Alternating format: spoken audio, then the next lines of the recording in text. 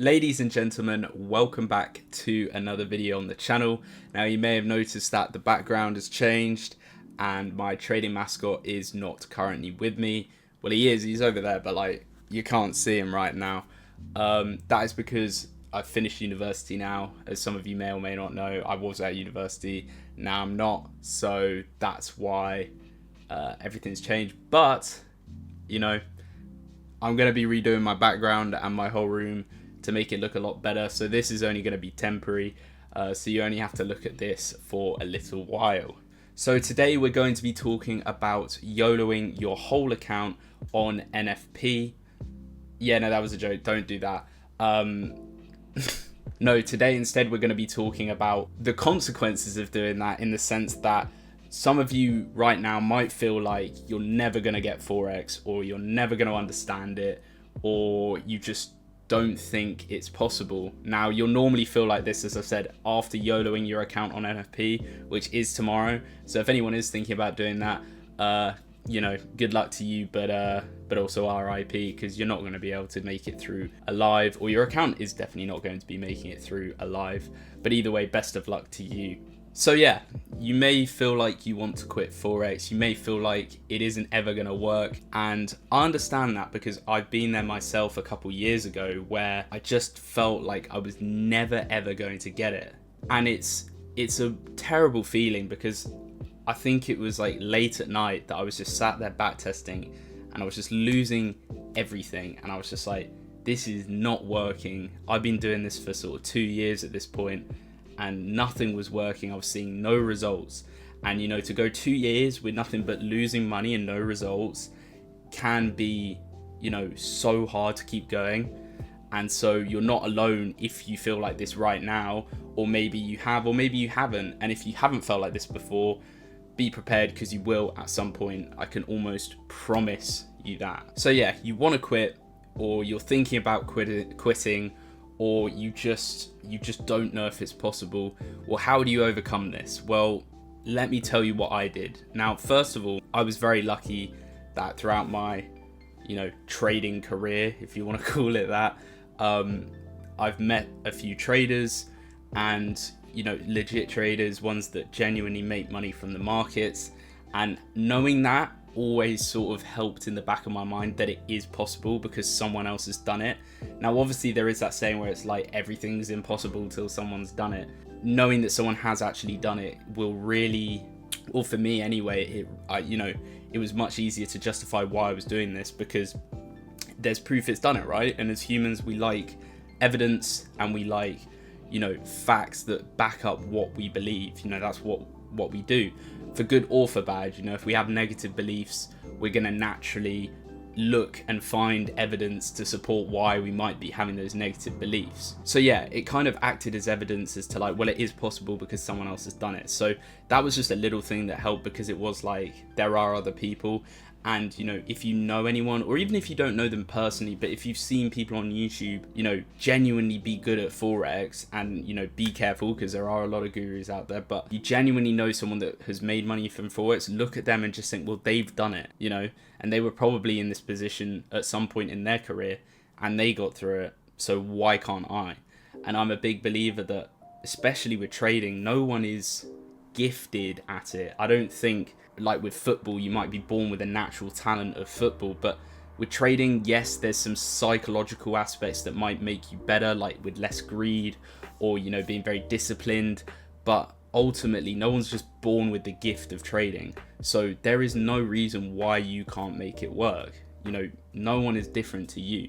You know, a big thing of that is comparing yourself. Ultimately, other people have done it, they're no different to you, so you can do it. Now, another thing that helped me was having a why, or like a reason as to why I even started trading in the first place. You know, I don't think I've ever said my why before, but personally, my why has always just been about wanting not just a better life for myself, but for, you know, my family. You know, I had some struggles when I was younger, and my family was very, you know, they helped me and we all helped each other. And so I always, you know, feel like indebted to pay it back to like my mum, for example. Having a why, it could be anything as selfish as I just want to be a millionaire, to I want to donate to charity. Whatever the reason is, just make sure that it is bigger than your reason to quit. So when your why or your reason is a bigger thing than your reason to quit, you'll never quit, if that makes sense. You know, say my why was I want to be a millionaire, or I just want to get rich quick. If that isn't a good enough reason, or you know, my true reason as to why I trade Forex, the minute an adversity will come, you'll just quit, because you know, it's like opportunity cost, because you know, quitting seems more appealing than the reason to keep going, because there is no reason to keep going that's big enough than the reason to quit, if you kind of get what I'm saying. So having a reason and a why, you know, really means something to you, that you know, you wouldn't choose anything else over it, will keep you going, because you can go back and think, well, I'm doing this for X reason, or I'm doing this for Y reason, and that will prevent you from taking the route of quitting. Now, another thing that I thought about that helped me when, you know, I was feeling this particular sort of way was the fact that I'd invested at this point, you know, 2 years of time, and it wasn't just a casual amount of time. It was, I was on the charts every day for hours, back testing, or you know, doing all the things that beginner traders do, right? Why would I then just quit after spending all that time on it? You know, it's just like playing football and spending ages playing football to then get to the point where there might be a chance that you could make it, and then you just quit because it's getting a bit difficult, or you're facing some, you know, troubles. And it's the same thing with trading, you know, like you've invested all this time, energy and money even to be successful. Why would you just quit before you've even got the result? You know, it never made sense to me, and it almost prevented me from wanting to quit, because I was just like, why would I quit? I've literally spent my, you know, so long trying to do this. Some more practical things you can do, rather than just thoughts to have when you have those feelings, is writing stuff down. You know, write down 2 different things, okay, that I want you to write down if you ever get the feelings. The first thing I want you to write down is what caused you to feel like this. Was it a losing trade? Did you just not have any results from back testing? You know, what was the reason that made you think, I want to quit, right? In psychology, or in sort of therapy, so to speak, there is a thing called taking your thought to court. Now, this may seem a bit sort of, I don't know, a bit weird for someone that doesn't quite, you know, do this stuff or hasn't been to therapy, but taking your thought to court is a good way to understand why that feeling is there. So you've say you've traded news, right? That was your reason why you've sat there and gone, oh my god, like I can't do this anymore, because you've lost like 6% trading news. Say that's what triggered it, right? Now take that thought to court, or that action to court. Why did you trade news? So now what we need to do is we need to look at why we did it and what led to us doing that. So for example, was it because we were greedy and we wanted to make more profit, and we decided that news could make profit quick, so we're going to trade it? Was it because we were in drawdown and we thought, you know, we'll just take anything and try and catch a quick news trade to try and get out of drawdown?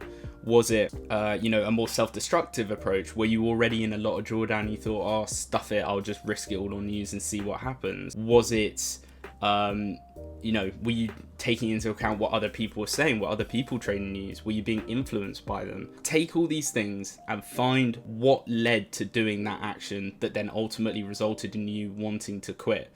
And then what you can do is you can work on that. So say that it was the fact you were in drawdown that led to you wanting to risk it on news to try and get back to break even, that then led you to want to quit. So is, you know, a mixture of revenge trading and poor psychology, you know, and then go into that. So why did I, you know, feel like that was the best way to get out of drawdown? Is that really the sensible way to get out of drawdown? Is that the right thing to do? And break it down completely.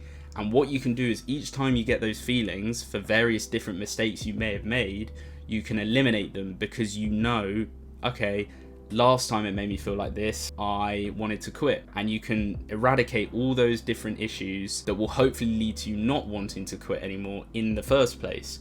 But obviously, as I said in the, you know, earlier in the video, there are things you can think that if you do inevitably, you know, feel like that at some point, how you can overcome it and how you can push through. Now, the last tip that I have is just take a break. I think when I felt like that, I took maybe 2 months off, because it was off the back of like 40 losing trades or something stupid.